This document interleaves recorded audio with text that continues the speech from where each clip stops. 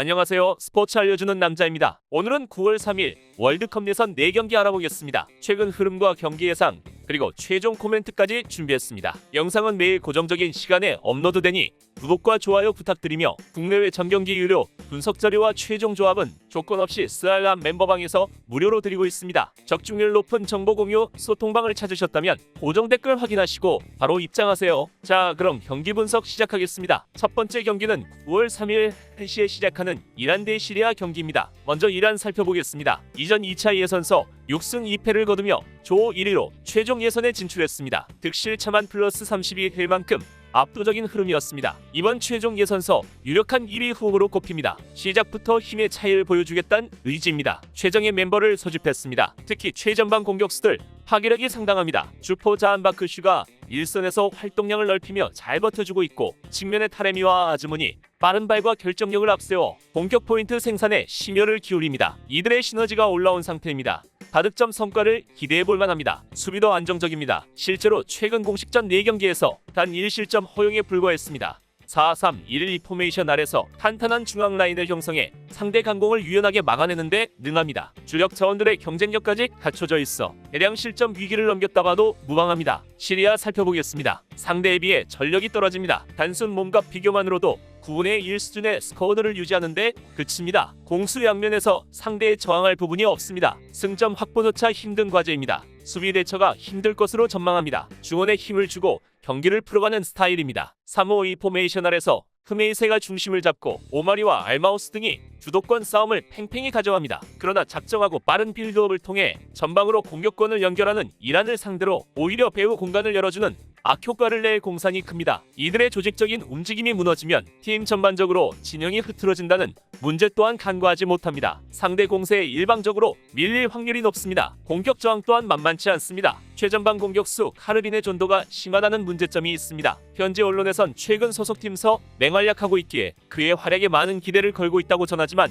그가 막혔을 경우 마땅한 플랜 B가 없습니다. 많아야 1득점 생산에 그칠 것으로 보입니다. 최종 코멘트는 이렇습니다. 홈 이점과 전력 우세를 갖춘 이란이 상대를 몰아칠 준비를 마쳤습니다. 공수 양면에서 밀리는 구석이 없기에 90분 내내 시리아를 수세에 몰고 경기를 펼칠 것이 자명합니다. 시리아가 난전을 유도하지만 스쿼드 힘이 붙이는 상황서 이변을 만들어낼 재간이 없습니다. 최종 조합은 고정 댓글 확인 후 연락 주시면 조건 없이 바로 드리도록 하겠습니다. 두 번째 경기는 3시에 시작하는 사우디 대 베트남 경기입니다. 먼저 사우디 살펴보겠습니다. 이전 2차 예선서 6승 2무를 거두며 일찍이 최종 예선 진출을 확정지었습니다. 압도적인 힘을 갖추고 있습니다. 승점 3점에 가깝다는 점은 부정할 수 없는 사실입니다. 수비가 탄탄합니다. 기본 수비 라인에 더해 오타이프와 가레브 등이 왕성한 수비 가담으로 1차 저지선 역할을 톡톡히 합니다. 공격력이 떨어지는 베트남이 역습을 앞세워 공세를 펼칠 것이 자명한데 풀백들마저 출중한 스피드를 갖추고 있어 효과적인 대응이 가능합니다. 클린시트 달성 또한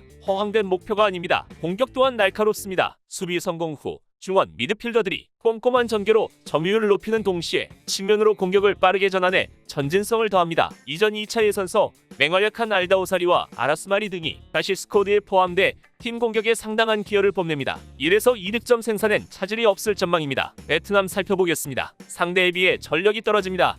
단순 몸과 비교만으로도 6분의 1 스쿼드를 유지하는데 그칩니다. 현지 언론에서도 최근 몇 년간 가장 약한 상태라 전합니다. 승점 확보도 힘들다는 방증입니다. 극도로 단단하고 투지 넘치는 수비는 베트남 축구에 엄청난 성공을 가져왔지만 지금은 사라진 상태입니다. 이전 2차 예선 5경기에선 오직 1실점만 허용했으나 마지막 3경기에선 무려 4골을 내줬습니다. 센터백전 딘종과 VTN 중 뿐만 아니라 도안바나오까지 익힐하면서 후방이 무너졌습니다. 대체 자원으로 차출된 선수들의 신뢰도는 그리 높은 편이 아닙니다. 무실점 달성은 다소 허황된 목표로 비칩니다. 공격 또한 답답합니다.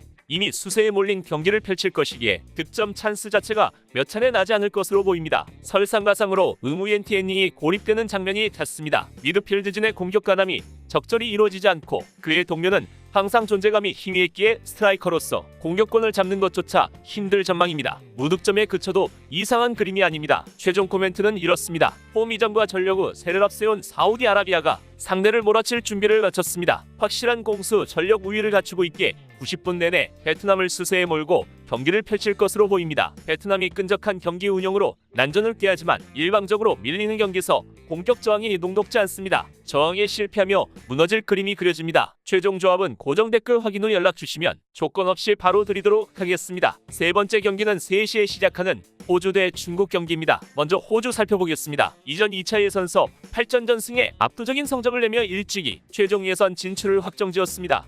골 득실만 무려 플러스 26입니다. 전력 우세를 갖춘 상황서 상대를 몰아칠 기반이 만들어졌습니다. 승점 3점에 가깝다는 점은 부정할 수 없는 사실입니다. 우선 수비 안정감이 좋습니다. 포백과 3백 혼용이 가능해 상대 부분 전술에 즉각적인 대처가 가능합니다. 센터백 조합 또한 1대1 마킹에서 뚫리는 경우가 잦지 않아 위기를 최소화합니다. 윗선의 압박 저하 문제만 개선되면 훨씬 조직적인 수비를 보여줄 수 있으니 만화야 1실점 허용에 그칠 것으로 보입니다. 공격 또한 날카롭습니다. 물론 현재 소식통에 따르면 주전 공격수 레키가 의무적 격리로 인해 이번 명단에 소집되지 않았다고 합니다. 허나마빌이나 맥그리 등이 그 역할을 소화할 수 있고 최근 소속팀서 부활에 성공한 타가트가 스트라이커 역할을 10분 수행합니다. 이들이 한번 맞춰주면 1에서 2득점 생산은 평이한 과제로 비춰집니다. 중국 살펴보겠습니다. 상대에 비해 전력이 떨어집니다. 단순 몸값 비교만으로도 2분의 1 수준의 스쿼드를 유지하는데 그칩니다. 하지만 이전 2차 예선 막바지 스퍼트를 내며 분위기를 한껏 끌어올렸습니다. 이번 최종 예선 기간 최정예 멤버를 소집했습니다. 귀화 선수가 대거 포함됐고 해외파까지 불러들였습니다. 일방적으로 밀릴 경기는 아닙니다. 우선 공격진 이름값이 뛰어납니다. 엘케손과 알란, 알로 이시오 등이 최전방에 포진됐습니다. 모두 개인 기량이 뛰어난 선수로 상대 수비진을 두드릴 힘은 충분합니다. 우레이까지 치면서 기민한 움직임을 가져가고 있습니다. 개인 능력을 활용해 1득점 생산까진 충분히 노려볼 만합니다. 하지만 그 이상으로 무너지는 수비가 문제입니다. 물론 이전 2차 예선에선 6경기 3실점으로 준수한 수비 대처를 보여줬으나 상대 전력을 감안해야 합니다. 호주 강공을 저지할 재간이 없습니다. 선수 개개인 경쟁력이 떨어지고 호흡적인 부분서도 잡음이 납니다. 멀티 실점 이상을 허용하며 무너질 것이 자명합니다. 최종 코멘트는 이렇습니다. 전력 우세와 홈 2점을 갖춘 호주가 상대를 몰아칠 준비를 마쳤습니다. 확실한 수비 안정감을 갖추고 있어 건실한 경기력 구현이 가능하고 일선의 한방 능력까지 갖추고 있습니다. 최정예 멤버를 소집한 중국이 난전을 꾀하지만 팀 전반적인 스쿼드 열세가 분명한 상황에서 저항 이상의 이변을 연출하기엔 힘이 붙입니다. 최종 조합은 고정 댓글 확인 후 연락 주시면 조건 없이 바로 드리도록 하겠습니다. 네 번째 경기는 3시 45분에 시작하는 스웨덴 대 스페인 경기입니다. 먼저 스웨덴 살펴보겠습니다. 이전 조별 예선 2전 전승으로 현재 2위에 올랐습니다. 상대와 비교해 흐름 싸움서 큰 열세를 보이지 않습니다. 저항 자체는 충분하다는 결론에 이릅니다. 수비가 상당히 빡빡합니다. 다니엘손이 징계로 이번 경기에 출전하지 못하지만 린델로프와 요한손 등 기존 자원들이 제 몫을 다합니다. 물론 후방 라인 기동성 문제는 꾸준히 지적되어 왔으나 그 이상으로 강점을 낼 수 있는 1대1 매치업과 공중볼 경합 등이 충분하기에 큰 약점으로 비치진 않습니다. 또한 투 볼란치가 왕성한 활동량을 가져가며 1차 저지선 역할을 10분 수행합니다. 대량 실점 위기는 넘겼다 봐도 무방합니다.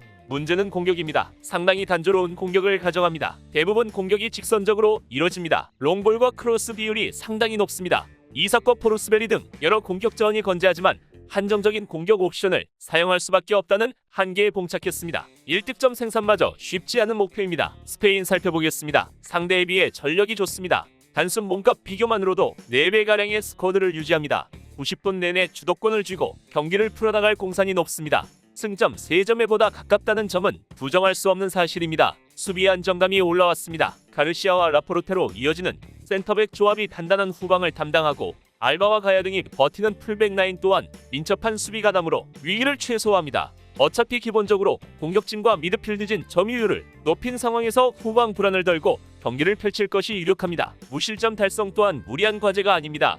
변수는 공격입니다. 모라타와 모레노이란 무게감 좋은 스트라이커 자원이 있으나 결정력 부분서 아쉬움을 남깁니다. 이전 두 차례 맞대결에서도 상대 공격에 고전한 끝에 0대0 1대1 무승부를 거둔 바 있습니다. 의외의 답답한 흐름을 이어가며 1득점 생산에 그칠 것으로 전망합니다. 최종 코멘트는 이렇습니다. 전력 우세를 앞세운 스페인이 상대를 몰아칠 준비를 갖췄습니다. 공수 밸런스가 뛰어나고 이전 유럽 대항전 선전으로 팀 에너지 레벨도 상당 부분 올라왔습니다. 스페인이 난전을 꾀하지만 스쿼드 열세가 다소 크게 작용합니다. 실점 최소화 이상의 성과를 내기엔 공수 양면이 투박하다는 한계가 뚜렷합니다. 최종 조합은 고정 댓글 확인 후 연락 주시면 조건 없이 바로 드리도록 하겠습니다. 이렇게 4경기 알아봤는데요. 경기 분석은 배팅에 있어 최선의 전략이며 100% 일치할 수는 없습니다. 때문에 좋은 경기를 선별해 최종 조합을 맞추는 것이 노하우입니다. 고정 댓글 참고하시면 오늘 주역 조합 받아보실 수 있으며 영상이 도움되셨다면 구독과 좋아요, 알림 설정까지 부탁드립니다. 시청해주셔서 감사합니다.